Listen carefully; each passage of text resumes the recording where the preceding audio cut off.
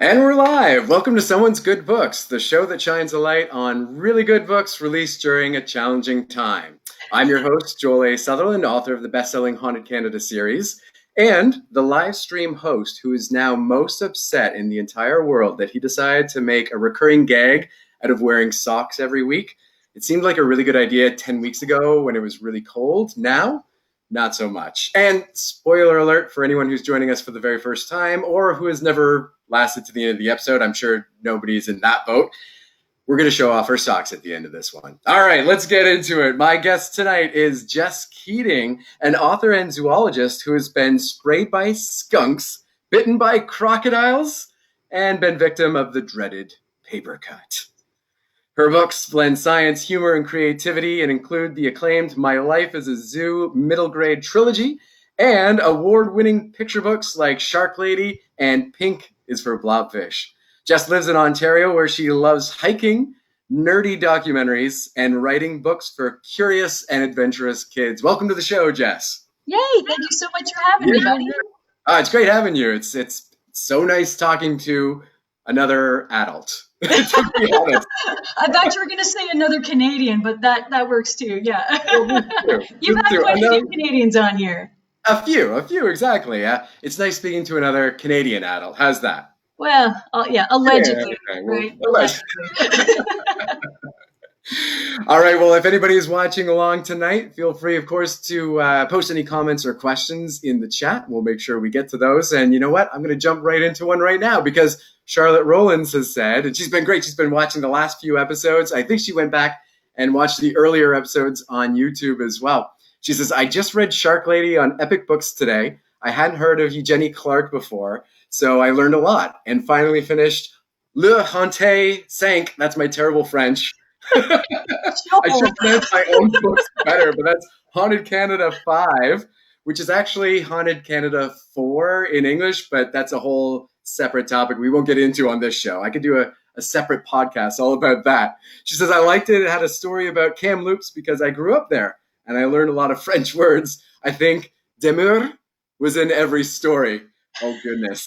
And I went to French immersion in high school. What does demure mean again? Jess, do you speak French? Oh, God. So I did French immersion from like fourth grade on up through high school. And isn't demure, oh, gosh, I don't know. I'm going to say I don't know.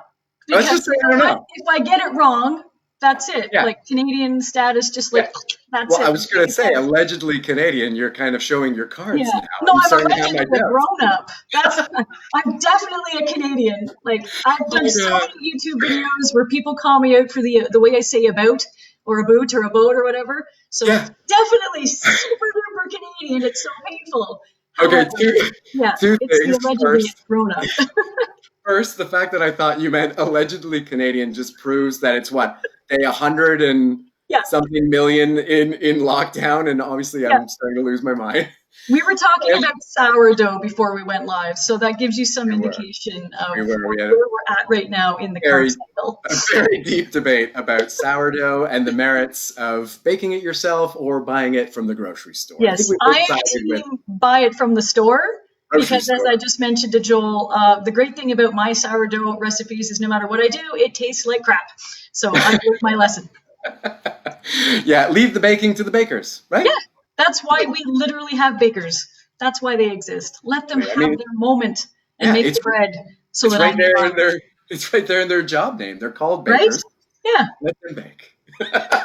That's it. We can sign off now. We've figured out quarantine. And that's it. Thank you for joining us, everyone. It's been a blast. Charlotte has another comment, though, before we do leave, or we might stick around for a couple of actual questions. She's actually letting us know the meaning of demure. Oh. It means remain or remains. Remain. Oh. Yeah. Oh, my. Yeah. All right. So I guess I do, in my books, talk a lot about remain. Yeah, like you do. Utterly remains and that's a little more on brand for Joel Sutherland. I was thinking more like demure, like the English, like demure, which is maybe not so much la honte.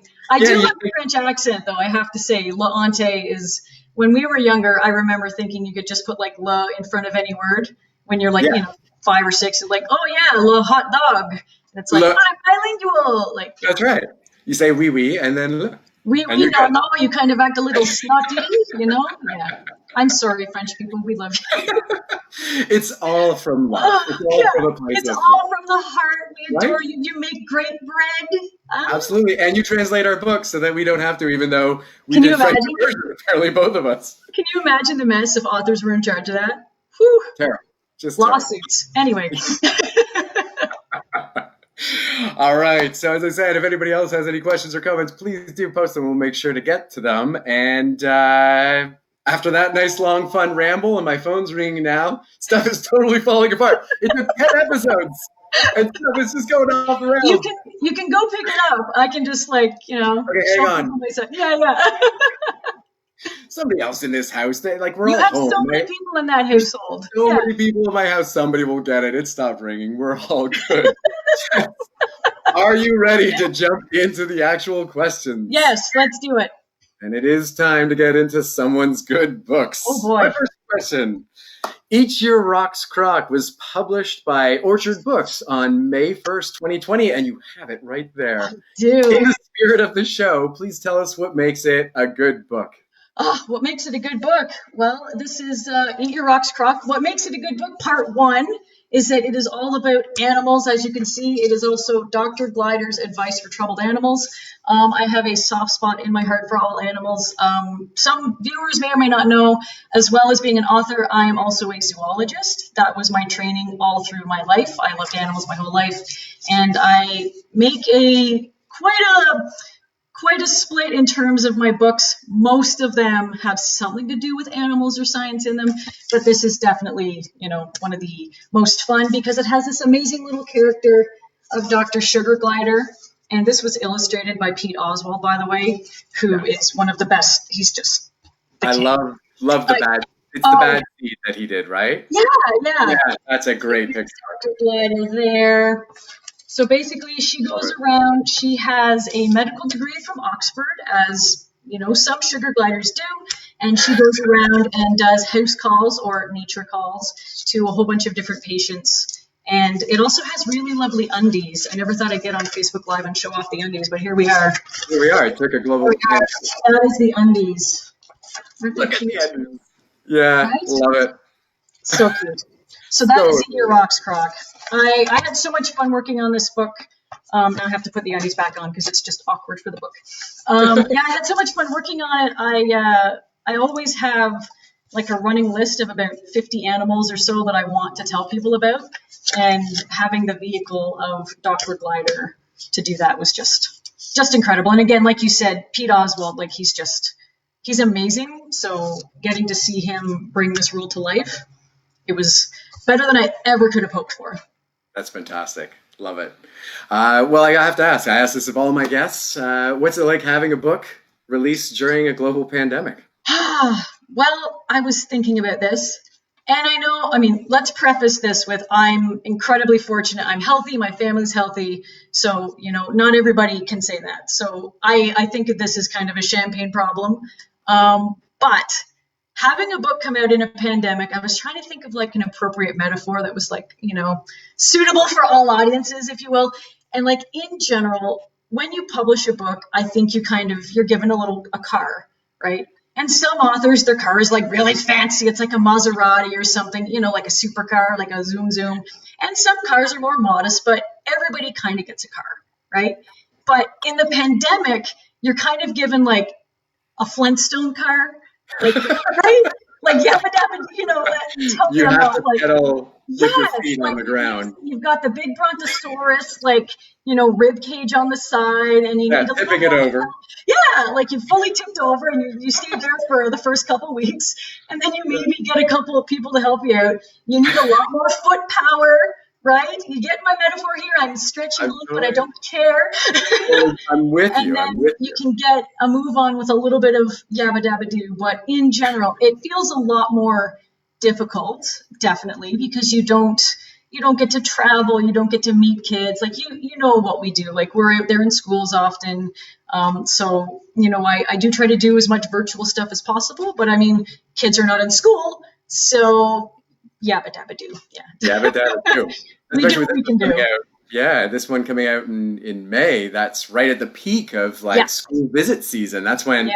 a lot of the reading programs that are taking place all year are sort of culminating. And so schools are bringing in a lot of authors, and there's all these big events. And if you have a new book out, it's just a bonus, Yeah, and exactly. it'd be a draw for you to come in if you've been nominated for something you wrote the previous year. So yeah, it's tough. It's tough. Well, as we did a little tech check yesterday, like in Canada, or I guess Ontario, but also Canada, we have the Forest of Reading, which is, in May, that's typically when all these big festivities happen. And it was very, very bittersweet. I know they did an amazing job of doing it online, but it was just so strange to not be able to meet up as authors and, kids and readers. And we're so lucky to have this job in any capacity. Like, I've always felt that, but I do miss like the whole other. I miss having an engine in the car, Yeah. with a little bit more, travel involved, or being able to actually meet readers. But yeah, it's all good. I'm trying to see it like a challenge and something that we can all learn something from, and maybe as Pollyanna as that sounds, I don't really care, because to me the flip side is like just resigning completely and That's feeling right. negative, and that's a toxic place to live. Absolutely. So, If given the option between laughing and crying, yeah, I'll always I will always choose laughter if given those laughter. options. And Flintstones metaphors. Yes. Can't go wrong with that. I'm super serious, Joel. I'm a very serious author with that. Yeah. Absolutely. It's that science background of yours. Yeah, of course. Yeah. Well, yeah. So funny story. My master's thesis, I actually used Calvin and Hobbes as like, I made a comic book using Calvin and Hobbes. So like right there, that's when I knew like I'm probably not long for this world in this academic life. So that's why I decided to switch. Yeah. I mean, Calvin Hobbes is my all-time favorite comic strip. Yeah. Same. All-time favorite. I did a master's for library studies, and my dissertation was all about video games. Yeah. And we're and gaming, very, very serious writers. Right? Gaming in libraries, and so we're on the same page. Charlotte says Jess definitely pronounces a boot in a very Canadian way. There you go. So confirmation. Yeah, that's okay. I've learned to deal with it. I have a couple YouTube channels as well, and one thing that they always flag me, I say like, "Hey, I'm Jess Keating, and welcome to whatever," and they always think that I'm saying "just kidding." And right, so in a way, like it's kind of, I can't sign emails. You know how people are super cool and that you could sign your email like chat soon JS, and it's very like official. I do that, and I'm like chat soon JK. Like I can't do it. Not actually chatting soon. Yeah, it wasn't until I got a YouTube channel. I always heard that from kids. They would say, "Oh, your name sounds like Just Kidding," and then no adult said it until I got a YouTube channel, and then every grown commenter was like, ha ha ha, like we can't take anything you say seriously, which I mean, that's an okay gig. Yeah, exactly. Cool. I love that. And Lori Stravel says, we read Shark Lady and loved it a lot. It was a very good book. Signed from Emma, who's her daughter. I know Lori I've said this every week. I think she's been here for every show since the start. Aww, and awesome. Yes, she was. Yeah, when I worked at the Georgina Public Library up until about a year ago, she was one of the best customers. She'd always come in for our program. She'd come in for book recs or just to chat. We're both big Disney fans, so she's read with Emma Shark Lady, and they loved it. That's fantastic. Thank you so much. Say hi to Emma for me. She might be watching, actually. I think she's actually watched a few, and hi, Emma. When they heard this was the 10th and final episode, they sent me a little sad emoji. So final for now, maybe. Right? Exactly. I'm sure if people leave comments and start bugging Joel, there might be a season 2, because we all have socks to wear in the wintertime. Right? There's no shortage of socks, and I won't mind wearing them in the fall as much as I am Take the right summer now. Off. Take the summer and the socks off. That's what I'm gonna say. Emma says hi right back. That's wonderful. Great. That's awesome.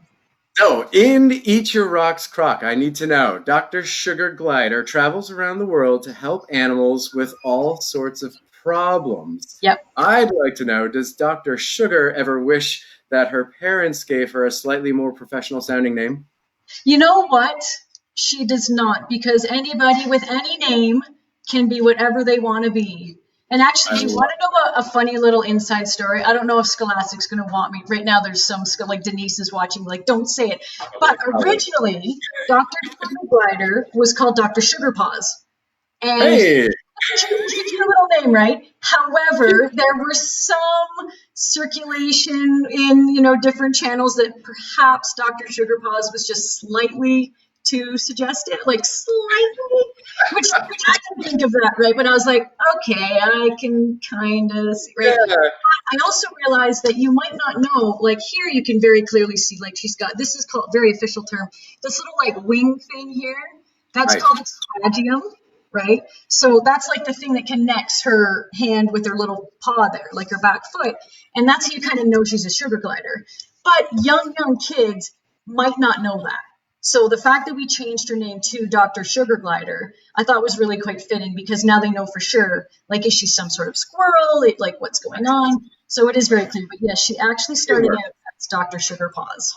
I love imagining the conversations that must happen behind the scenes in children's publishing about stuff like that. Like, can we call this character Dr. Sugar? Well, right? Because I didn't really think, because and you're probably the same way, like as an author, you'll just get like a jolt of an idea. And there's some things that like you'll consider like, maybe I should think this through, but some other things you just like, oh yeah, this is how it was conceived in my head and therefore it is gospel. Like, thankfully, I'm not typically precious about what I write, but it was one of those things that just, now if there's the only sad thing is if there's actually like a Dr. Sugar Paws out there, like a little tiny sugar glider, she will not feel like she was seen today. But hopefully, she needs a book. She needs her own book. Yeah, maybe she could have like a sister or something like that. We won't get into what her job would be, but there you go.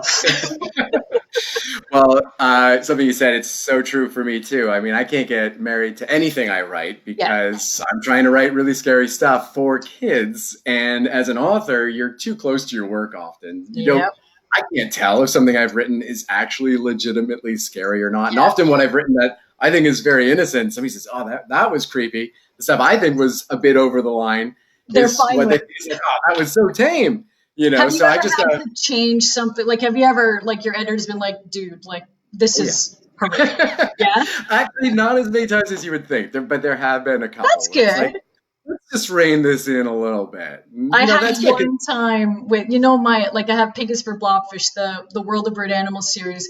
We were doing What Makes a Monster. So it was all about monstrous animals. And there was one animal in there. I still haven't been able to put it in a book because it is that horrific.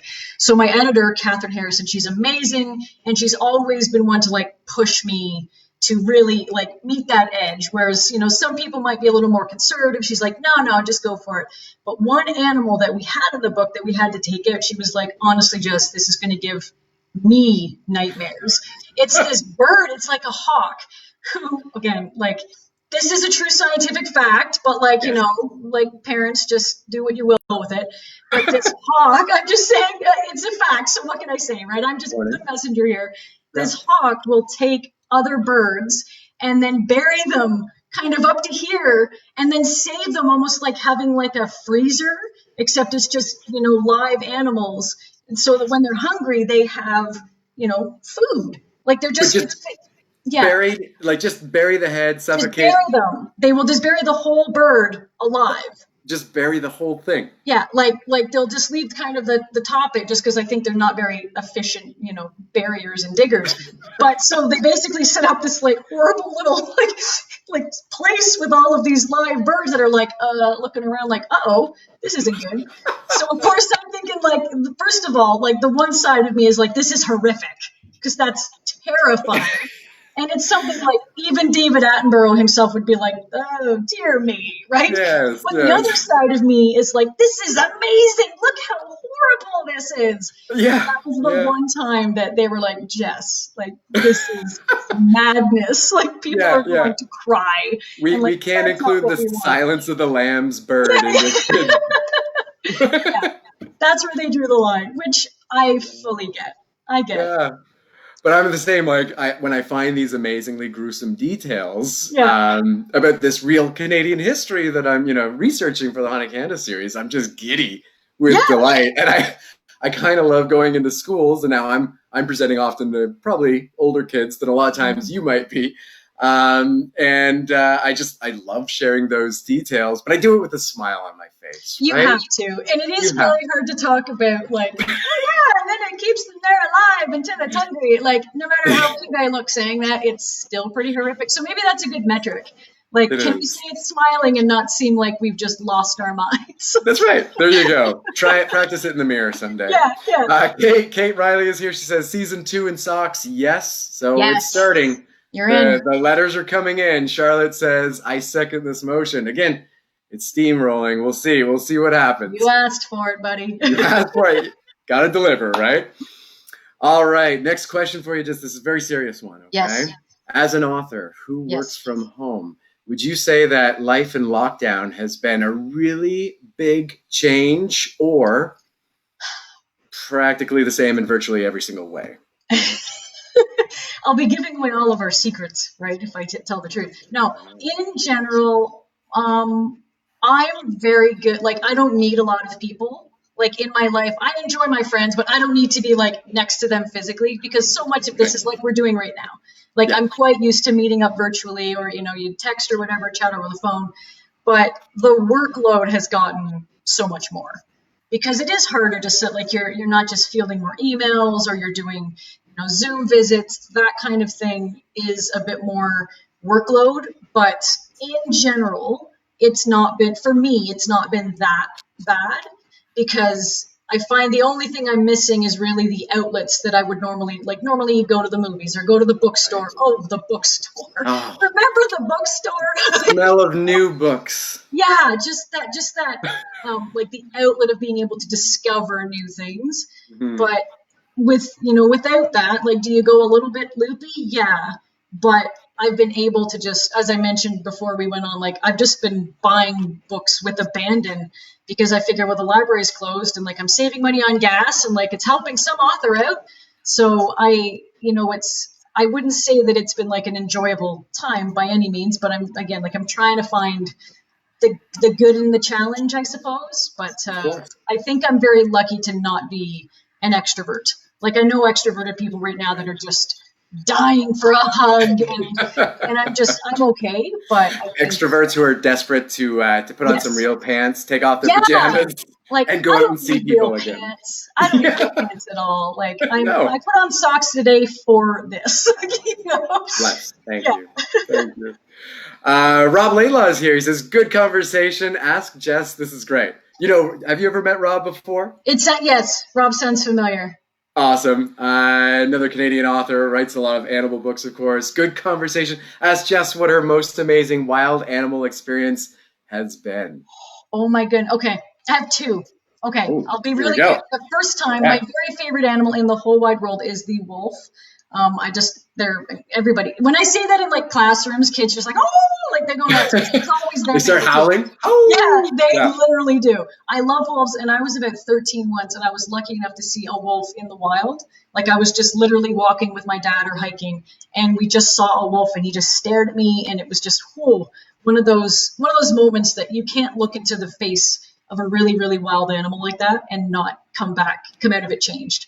You know what I mean? So that's the first time, and that was very safe. The second time, I was actually in Iceland, and I wanted to see orcas, which are, again, like, they're kind of the wolves of the sea, right? So I have, like, a theme with all of my favorite animals, and it was a really stormy day, and we were on, like, the Arctic Ocean, and I remember I had to hook my elbow in, like, the railings and stuff. I had to hook my elbow on the boat, and I fully almost went into the Arctic Ocean that day because it was so crazy on the water. But we saw 3 separate pods of orcas because for them, they're like, hooray, this is a beautiful day in a stormy ocean. Little babies, like, spy hopping. It was incredible. Like, I was frozen solid, right, like, drenched, but, like, one of the best moments of my life because just to be surrounded, like, they're so big. And I get, like, here I am, the zoologist. Whales are big, y'all, but, like, they are bigger than you think. Like, these things are massive. Yeah, like, just to be surrounded by all that energy. Oh, it was incredible. Good question. Well, I am not a zoologist. I don't write about animals specifically. My best animal encounter, though, I would have to say a few years ago, I was touring in the Yukon. and Oh for my Book gosh, Week. Yeah. Canadian Children Book Center Book Week, and what an opportunity! But all week, I was asking everyone I met for their best bear stories, and I wasn't disappointed. Like I went, from like, I live near Toronto. I'm kind of a suburban guy, whatever. And I show up and I'm like, I'm going to ask people about bear stories, and they're all going to look at me like I'm some idiot, but no, everybody had totally amazing bear stories, which delighted me. And I saw, I told everyone that I wanted to see a grizzly in the wild. That was like, that would be for me just the bear's knees. And that was bad. And it actually came true. My last day there, nice. I had a day off from touring before my flight home, and I went to Alaska for the day. And driving along the highway, I saw not one or two, but 4 grizzlies together at the same of the road. And the people I was with at the time said, who have lived there for 20, 30 years, said they've never seen that many grizzlies together of that size. Like, 'cause they were full grown. Yeah, that so is they true. Yeah. believe it. So we just, for half an hour, just roll down the windows. And then like, don't get any closer. Just stay where you are. But this is amazing. What you doing? Bear stuff. Have a coffee together, and that's amazing. Yeah, bears are incredible. Oh, yeah. Also bigger than you think, especially grizzlies. I wanted to hug them, but I also didn't. Don't, but yeah. Yeah, right. Charlotte says she's also been buying books like crazy, Jess. So there you go. Good. We're supporting authors in this country. Yeah, this is a good thing. All fine. None of this. It's like Vegas. What happens in quarantine? You're like, it's all set off or something, right? Mental all works out. Well, you also have another book coming out during the pandemic. This one on June 30th, Ocean Speaks. How Marie... Oh, do you have it there too? Nice. Look at that. I'll have to pause my question and ask to see this book's undies. How are the undies on this book? The undies are good. The undies, they don't have, it's the cover, but it doesn't have, this is like the... Got the shiny title. Love that. One thing it does have in this book, I'll show you real quick, something we all love, is a gatefold. Love it. Kids, like when I do story time at the library, that always never fails to blow kids' minds. That's why I say I'm like allegedly a grown-up, because it also blows my mind. Yeah, this is Ocean Speaks, illustrated by Katie Hickey, who honestly, and I know every author says this, but like, she is so good. I'm excited to get this book out because like I wrote it and I really feel like the story is important. But more than that, almost, like, I want everybody to see Katie's art. She is just, oh my God, she's good. She's dynamite. And like she lives over in Cornwall, I believe, in the UK. And just like she's incredible. I cannot wait for people to see this book. I can show look at this. Come on. I think that was the spread I saw either on your website or somewhere. And stunning. We just said stunning at the same time. But Jinx, buy me a Coke. Gosh, I'm lucky to have Katie Hickey work on this book. Thank you, Katie. Wherever you are, you're probably sleeping now because you're over there. That's right, middle of the night. She'll catch this on YouTube after. Yeah, exactly. Well, let's see. Where was I in the question? Oh, yes, Ocean Speaks. How Marie Thorpe revealed the ocean's biggest secret. Yes. Please don't spoil anything. But just between us, let's pretend nobody else is watching. Yep. Was the ocean actually Professor Plum in the library with the candlestick? Is that the secret? What's the secret? Okay, tell us what the secret is. I'm dying to know. Have you seen Knives Out, by the way? Love it. Love it. I love Agatha Christie. I love mysteries. I love Clue. Yes. Yeah. Well, the only thing this book doesn't have is Chris Evans in that like knit corduroy thing. The knit sweater.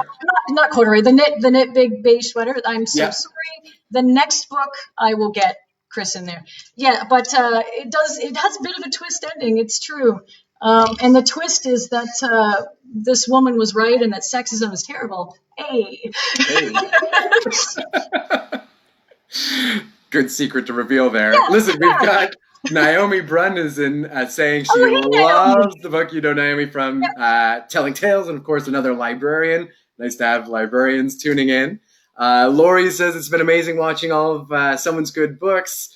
We are sad to see it end. All the amazing authors have told us a lot about their stories and their lives. We've loved reading more books and learning about new authors. Thank you, Joel, and I miss you. From Emma. Oh, it's from Emma again. One of my favorite young library customers. Emma. Okay, I mean, it's happening now, right? Like season 2 is happening after that. I would be very, very disappointed if it doesn't Me happen. too. Absolutely. Yeah. And Kate says, yes, fold-out pages, great at story time, and that book, Ocean Speaks, will be great with our wee island storytime kids. We live in the Salish Sea. Oh my Very goodness. Cool. Beautiful. That's the perfect environment to read a book like that. I wish I was in the Salish Sea right now. Right? Yeah. And Naomi's saying, hi, Joel and Jess. Lori's saying season 2. The sport's coming in fast and furious. Ask and you shall receive, buddy. Well, this is a great chat. It's running on. I still got more questions. I hope I'm not keeping you too long. I get going. I'm not I know. Talking, but yeah. And everybody's having a great.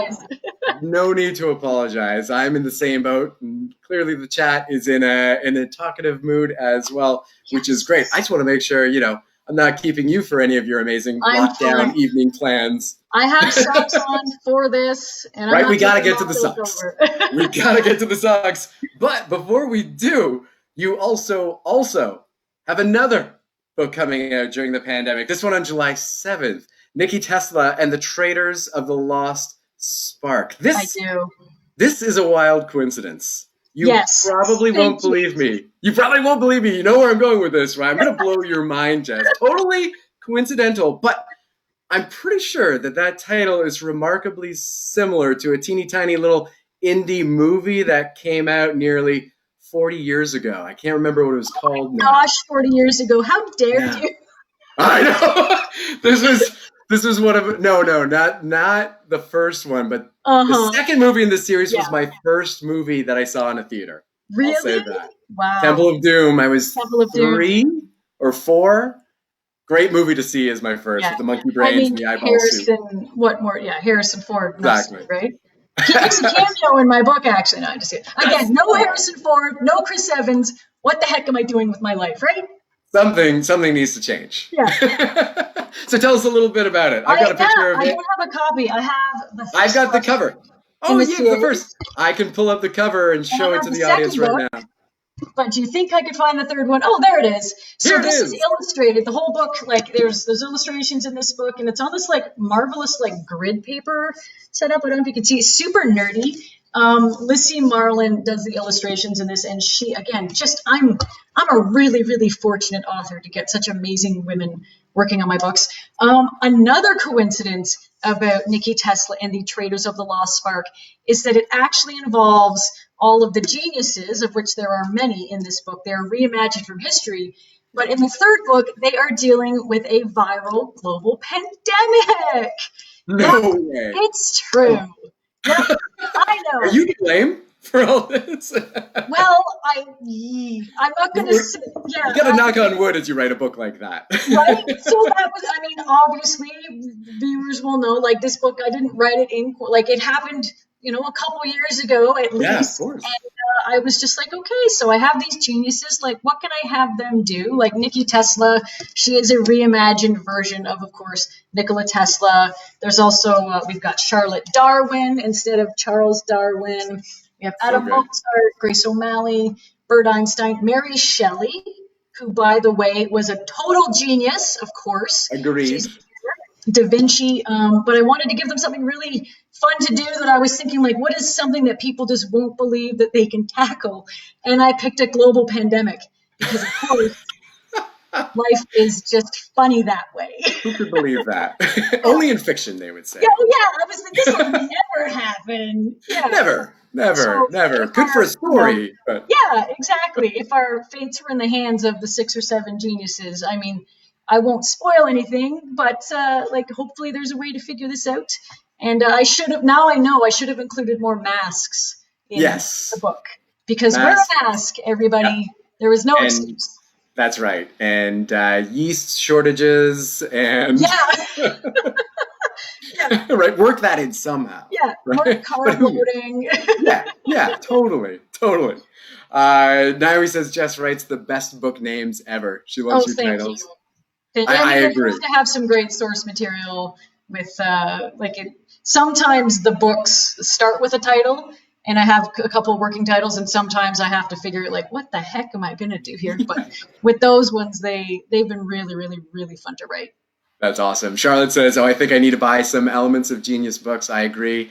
Have the first one, love it. Haven't got to the second one yet. Can't wait to. And this third one just sounds amazing. And Lori says she has a question for you. She wants to know, do you have a specific place you like to write, or do you just get inspired anywhere? And then she says, "And socks, please." We're getting there. I still have one question. Not signing off, yeah. You know what? Let's just marathon this. Yeah. Just keep it going. Nobody has anything to do now anyway. Yeah, like if you want to see the socks, you got to donate to a good cause, right? Yeah. Right. Favorite place to write? You know what? I'm going to be boring. Well, before all of this nonsense with the pandemic and stuff, I traveled quite a bit. So I tried to train myself to be able to write anywhere. One of the things that I do, though, I'm a very big proponent of like rituals. Like we know, like the brain science says, if you can attribute a ritual to your creative process, you know this, like you're more likely to fall into the habit of doing the same, writing thing. So for me, I actually watch like the same 5 or 10 action movies on repeat when I'm writing. So that's my cue. So I can bring those in, like if I have a laptop or an iPad. So good. I can put one on, a TV station in like a hotel room or something, because I pick ones that are like super common. Like just can you tell us a couple? I'm so curious. So a lot of them are Tom Cruise. It's true. So the truth is, when I was in university, like I had to write a lot of papers. And again, I knew like this kind of brain hack of like, all right, if you do the same thing every time you write, it's going to be easier next time. So I purposely picked somebody. I was like, I need an actor or an actress with a big range, because I don't want to be watching like the same type of movie all the time. So I landed on Tom Cruise because I figure he does drama, like whatever you want to say about Tom Cruise, we'll step that aside, right? But he does drama, he does action, he does, comedy, romance stuff. So now I'm literally to the point where I've like trained myself. The minute I hear Tom Cruise, I'm like ready to write. That's right. It's just like, let's go, man. And it's funny, like this series is highly, highly, like this is my audition to write a Tom Cruise movie one day. Like I would just love to like adapt those types of movies for kids, just because they're bananas. Like they are hijacking planes and like that is, I'm all about that. Like those. Yeah. Say what you will about Tom Cruise in real life, his movies, like you can't deny that it's great movies, so entertaining, so flat out entertaining. Yeah, like, and I love the Mission Impossible stuff. Like I don't even like. I swear to God, I could talk about Tom Cruise forever, because like the mindset of somebody who's like, you know what I want to do today is climb on top of the highest building in the world, just myself barefoot, and like figure that out just because like the audience would enjoy it. That mindset to me is just like, what? Yeah. Okay. And like, it works. There's honestly like 1 or 2 Tom Cruise movies I've watched where I've been like, and all the rest. And there's been so many where I thought they just looked until I saw them, and I loved them. Yeah, they're entertaining. Yeah. You don't have to think. And again, like I just started like when I think it was maybe like, back in the Top Gun days, Days of Thunder, like even Legend. Do you remember Legend? Of course I remember like Legend. 16-year-old Tom Cruise with the long hair. Like when you're 13 years old, he's a god. Like that was with the devil in it. Wasn't the devil played by Tim Curry? Tim Curry, yeah. Amazing. So that's where it started. So that my place to write is like Tom Cruise movies. I've learned, like Lori mentioned, learning a lot about different authors through this show. I've learned so much that I've loved about people that are friends that I know quite a bit about that I never knew, some of these facts before. Don't tell the rest. This might be my favorite fact that I've learned on this show. You probably tell everybody that, but I get it. It's because it's Tom Cruise. It's the power. He taught me the power of the popcorn moment, which is like those set pieces that you see in the trailer. Like, okay, we're going to have Tom hanging off the side of a freaking plane. And like, he's doing that. Like, that's the stuff that I'm like, I want that in a book. 100%. Like, that is something that just as a reader or, a viewer, you can't beat it. You cannot beat that kind of crazy over the top nonsense. I love it. Whenever we're allowed out of our houses on a more permanent basis, and we get together again, we're gonna have a nice long Tom Cruise talk, because I've got many more feelings about Tom Cruise in his movie. But we should probably try and wrap up eventually. Yes. I do have one more question. Lisa says first, and this is awesome. Lisa Lindmark from Mexico. She and I were on a student exchange in high school where I went to Mexico City. She came when I lived in Ottawa for a visit. She says, "Hi, Joel. This is so cool. Hi to Jess too." That is awesome. We're breaking out of Canada. We have viewers now. Yeah, fantastic. Charlotte says, "I think it might be my favorite fact too." Just great. And Lori says, "Need to watch Cocktail and Top Gun this weekend." There we go. We're setting people's plans. Cocktail, like, that's the thing. You decide, I'm going to become an expert, like, juggler of vodka. Like, and then he does it. Like, just the living manifestation of destiny right there. You know? I would love to have that kind of just attitude about it. Just minus some of the other stuff. Yeah, agreed. Just leave some stuff. Yeah. But before I get to my last question, Allison, who's a librarian in Oshawa, can't leave Allison's question off the table. I have to bring this in. She wants to know, do you have any pets? Can we expect any photobombs? Interested in what an animal lover has in the house. I see some butterflies in the back. There are some I have some very beautiful butterflies. I can show you these guys. Not pets, though. I don't think by the look of it. These are not alive, but they are beautiful. Very nice. Very beautiful. And I will set these down. I actually did not have pets right now, and it's actually hard. I say that to like kids, and they're like, "Oh," and it's like they were expecting me to like pull out like a walrus or something. Like, here he is, baby tiger. Yeah, but I do have a whole bunch of stuff like this, which is not the same, but kind of the same. Like I have a lot of I have like skulls and bones in my house. Like as a kid, I used to collect this. I still do. Haha, it's cool. Yeah, so I have a lot of dead animals in my house, but in like a not creepy way, if you know what I mean. Like, can you say that in a not creepy way? It's a science thing. It is a scientific way. Yeah, right. It's like we were talking about before. Creepy. Yes, totally. Yeah, it's totally not creepy. What skull is that? From what animal is this? This is a coyote. Coyote skull. And like with kids, like, can you tell what he eats, right? Because he has these really sharp teeth and these ones here. So they, like he doesn't eat Cheetos, right? Like we can figure that out. So I only have stuff like that right now. I would love a dog.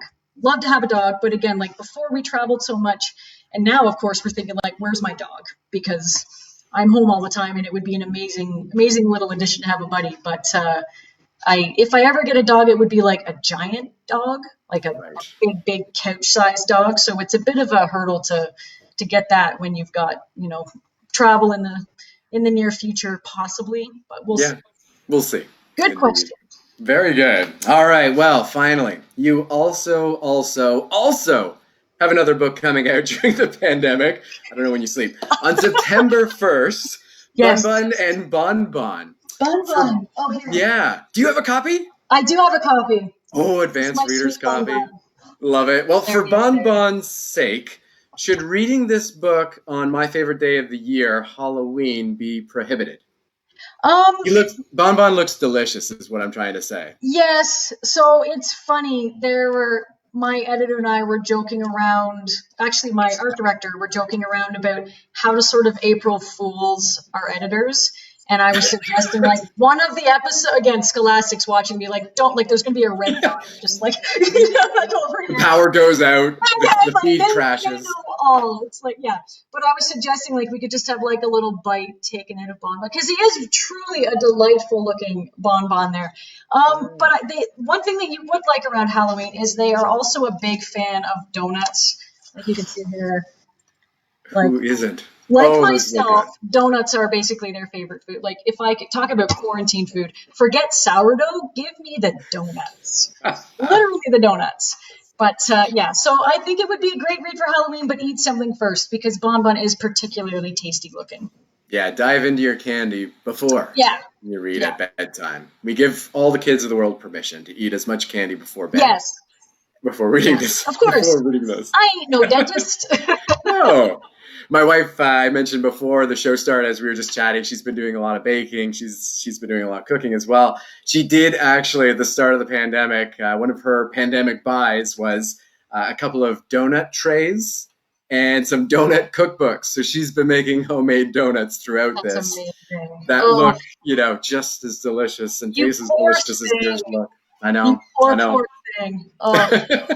We just went to Krispy Kreme. That was one of our, you get one outing a day, and we're spending it on Krispy Kreme. We got a dozen of them, but my trick is to cut them up and then just freeze them. Yeah, so that's what we do too. Eating 24 donuts in a day, because that will probably kill you.